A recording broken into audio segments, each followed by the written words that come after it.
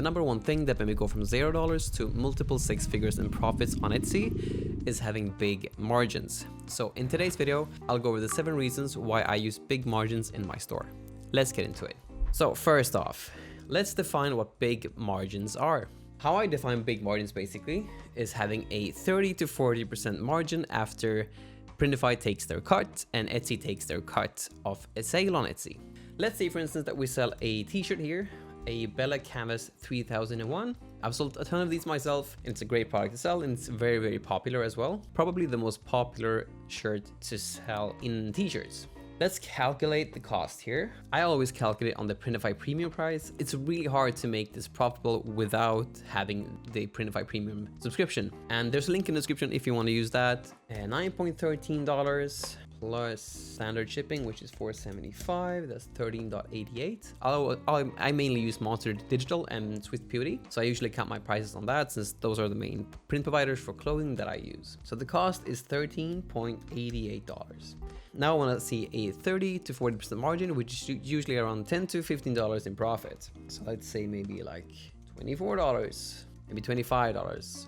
This one is a bit under $10. This is a great profit to have as it's within the range of 30 to 40%. So this is what I define as having big margins in your Etsy store, at least big gross margins. Now, the first reason on why to actually have big margins in your store is because of refunds, mistakes, cancellation, and stuff like that. You have basically a big margin for error. So stuff doesn't usually go the way that we want to as we learn and we grow on Etsy and on any platform really. And in my experience, having a big margin basically gives you a cushion to make mistakes without going into the red and without losing money. One of the big reasons on why I want to aim for a 30 to 40% margin is because let's say that you want to refund somebody a shirt that costs $13. If you made $25 on the sale, that means, let's say that you refund somebody because the person is crazy or something like that, and you basically lose the profit on the sale and the cost. So the main loss on the sale is basically the cost of the shirt since you have to refund that. So $13.88 is what you lose. If you sell 2 shirts, you can basically cover the cost of the loss when you did the refund for the customer, plus you earn some profit on top of that. But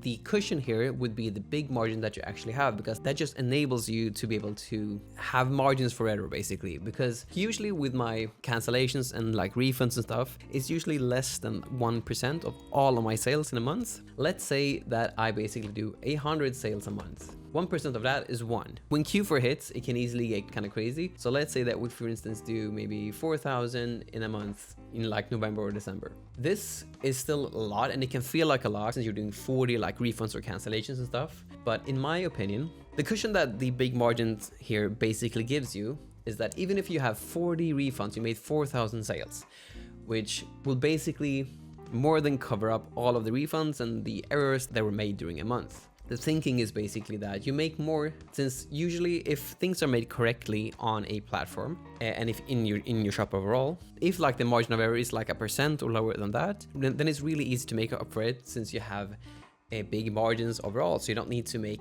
a huge amount of sales and a huge amount of work to get those sales, since the margins that you have within your sales just covers up all of the mistakes and just gives you a buffer to just chill and fix whatever issues that has occurred without going into the red or so. So that's one of the main reasons. The second thing that's really huge when it actually comes to having big margins is that it allows you with POD to sell in multiple product categories, because it allows you to have free shipping over $35. So Etsy has this guarantee that you can just toggle on, which is called a $35 free shipping guarantee. What that basically means is that if you toggle that on, then all orders that exceed the total amount of $35 will be no shipping. So if you use a paid shipping model in your store, you can apply this free shipping guarantee, and all orders that exceed $35 will have free shipping on them, and no shipping will be basically charged for the customer. And if you have big margins, this also allows you to have that if you do a paid shipping model in your store. So this is a huge thing when it comes to just expanding and just growing the store and just testing out different product categories here and there. As in all due honesty, when it comes to like people buying different types of products, in my experience, like 50% of them usually buy one or more items that are in different product categories. Around 40 to 50% of them actually buy one or more items. It could be in the same product category, but it could also be in different product categories. So it could be, for instance, be like a mug and a t-shirt, or like a mug and a sweatshirt. For us in the POD space, that means that we have to pay these items with first item shipping separately on Printify. Having big margins just covers up that part so that you can actually afford to pay for first one of the same order in your Printify account. They will still like be paid separately as two individual items. It will still cost you first item shipping, and if you don't have big margins, it's really hard to make that profitable in those cases. So that's a huge other reason to use a big margins. This does not apply if you use a free shipping model total on your store, if you basically use free shipping on every item. But if you use a paid shipping model with a $35 free shipping guarantee on Etsy, then this heavily applies. Another thing that I want to really delve into is into Etsy ads. I'll show you some stats from my store here, for instance. Last month, I basically I had a horrible like Etsy ads month in all honesty. And it's the first month that I've ever had, honestly, that's been like this. It's been a really big learning curve for me and a great opportunity to just learn from the experience. Usually when I do this, I really want to know the ROAS and mainly the ROAS of the whole month. So what I usually do is take 11,784.23 divided by my ad spend, which is 5,306.93. And that gives me my ROAS. Now I use Alora here now that just automatically shows this in my Etsy ads. There's a link as well in the description for that if you want to use Alora too. That just speeds this up. I just don't have to divide this myself. But anyhow, I go into deep in how I think about Etsy ads in this video right here. But so I won't go into all the nitty gritty, but usually my ROAS is around 3 to 4.5 and usually around 3.5 to 4.5. That's been my usual ROAS overall. So this, in my opinion, is not good. This gave me a lot of thought because I honestly have been pretty passive with my Etsy ads. I was wondering, why is my ROAS so low and how much did I actually spend on my Etsy ads? Because what this basically means is that your net margins, like the margins that you actually take home after all like costs has been paid, except for like taxes, how much is my take home? I sold about 26K this month in total. So if I do 26, usually my net margins are around 20%. So 20% out of that is 5.2. So basically $5,200 is what I would have usually like garnered from my total revenue from the month. So my total revenue for the month was $26,000. So I would have garnered basically, and 20% of that is my net margin. 26,000 divide and then times 0.2.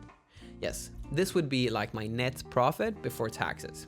I asked my accountant like how much sort my accounting out for the month so I could actually see how much I actually earned.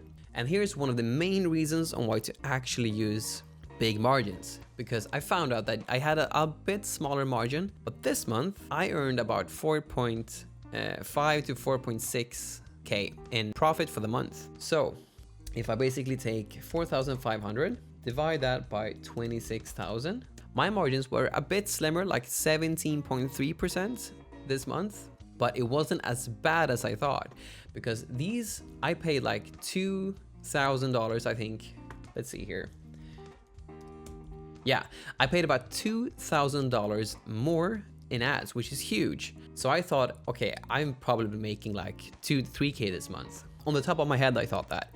But when I actually look at the accounting, like the final results from the month, I saw that I was actually making about 4,500 to around 4,600, somewhere around those lines. I went down about 3% in my net margins. And this is mainly because I have big margins in my store, because it allows for errors like this, like a month where it doesn't like go super well with my Etsy ads, for instance, where I spend more and my conversion rate is a bit lower than usual. So that's a huge reason on why I really preach on having big margins. It allows for mistakes like this with Etsy ads, for instance, to happen. Another thing that's really huge that I kind of delved into in the beginning, but this goes into the specifically, and that's for having guarantees. A guarantee is something that I preach a lot about, and what a guarantee is basically is if you're unhappy for any reason, you can contact us within like 14 to 30 days and we'll be happy to give you a refund or a replacement. Something like that really offsets risk for the customer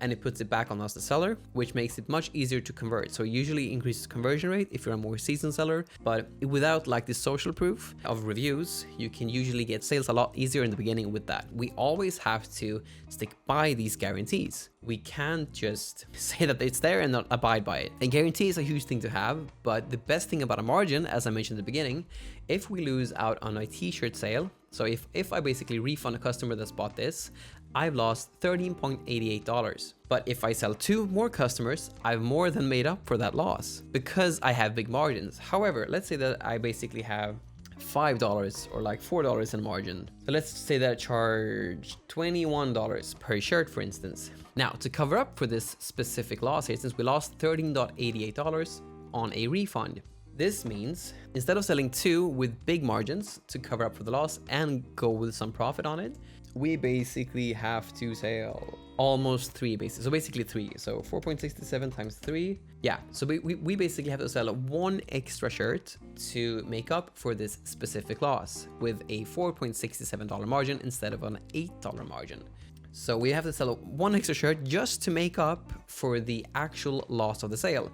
On the 4th sale, we would basically go with a profit. So it would basically take almost double the amount of sales to just make up and finally go with a profit, because on the 4th one you will go with a profit on the 4th sale.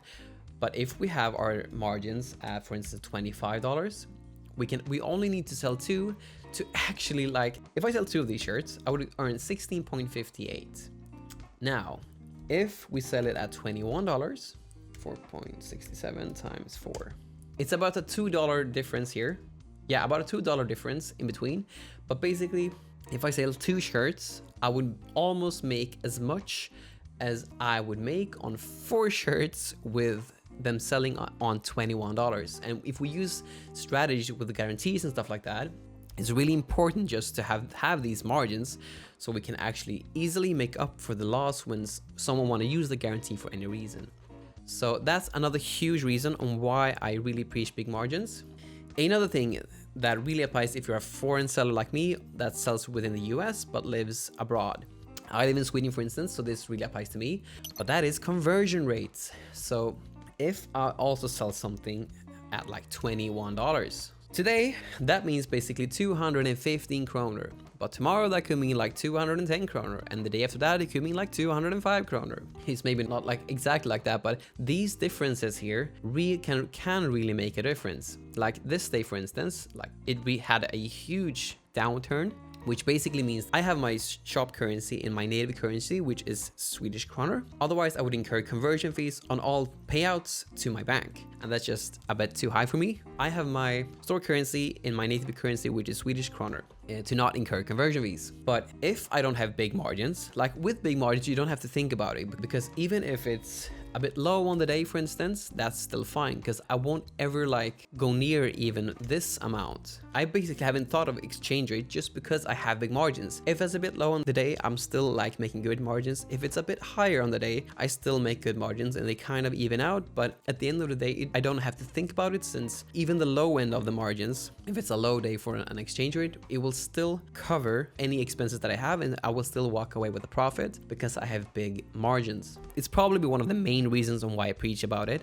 and that's because you can experiment. A huge thing that I've learned throughout my entrepreneurship journey is that a lot of things are just experiments. When I tested out break-even pricing, I'll go into that later on too, but when I tested that out, the winners that I have in my store that continuously sell, they will just make up for all of these losses, so I'll still walk with a profit because I already have big margins on good sellers. Experimenting here with what I did with ads, since I had a low month on ads, that's still okay. I'm still walking away with $4,500 to $4,600 in raw profit before taxes, because I have the margins and the cushion to do that. If I want to try out any other pricing strategy, I can do that and lose a bit on the short term, but I will still make it up at the end of the month because I have big margins. Margins to experiment is something that I think it was really important to just be able to relax and experiment and grow on your Etsy journey. And the last thing that I want to touch on, that I kind of touched on just now, is achieving rank. A big thing to actually achieve rank is to list something at a lower cost. For instance, if you sell a shirt, I want to list it at a $2 to $4 margin, so a $2 to $4 profit margin, so maybe like $19. So maybe like $19 to list it at that. And then once it has sold either 10 to 15%. So when you basically list something, you would list it at $19 here if you list a Vela Canvas 3001 shirt. If you list it at this specific price, this $19 price, once it has sold either 10 to 15 sales or achieved a 50% visibility score on Everbee. I'll show you what I mean. This listing here, if you use Everbee, it has this visibility score here. And I just found that if this says 50% or more, or the listing has 10 to 15 sales, then I would raise this to profit pricing, which in this case for shirts, for instance, would be $25.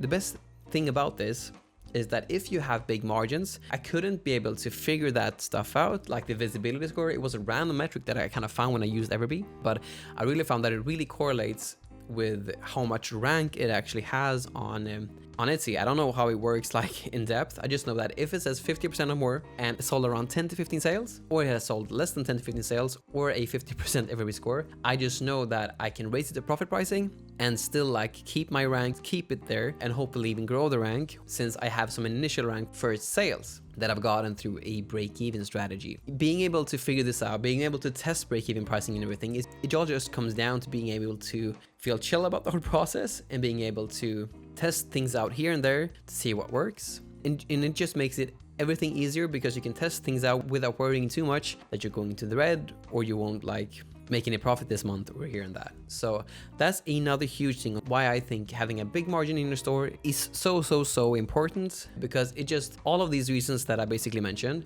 the margins for error, the $35 free shipping guarantee on Etsy if you use a paid shipping model, the margins for ads if things go wrong, the margins for guarantees, the margins for ups and downs in exchange rates, the margins to experiment, and finally being able to use break-even pricing without going into the red.